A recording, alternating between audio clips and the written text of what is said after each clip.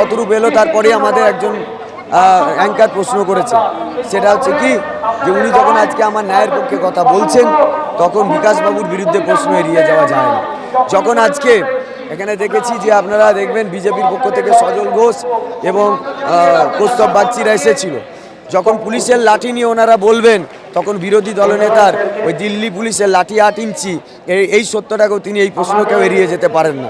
ফলে আমরা এখানে এসছি আমাদের সমস্যার জায়গায় দাঁড়িয়েই আমরা রাজনৈতিক দলগুলোকে আহ্বান জানাচ্ছি যে তারা কিভাবে আমাদের সহযোগিতা করতে পারবে করুক, কিন্তু তারা যে আচরণগুলো করছে সেই আচরণগুলো রেখে তারা বুঝে আমাদের পক্ষে কিভাবে কথা বলতে পারবে সেটা। আমার শেষ প্রশ্ন একটাই থাকবে যে এই মুহূর্তে দাঁড়িয়ে মুখ্যমন্ত্রী এবং শিক্ষামন্ত্রী এখনো কথা বলেননি, আপনারা বিকাশ ভবন ঘেরাও অভিযান করছেন, তো এর পরবর্তী পদক্ষেপ কি করবে?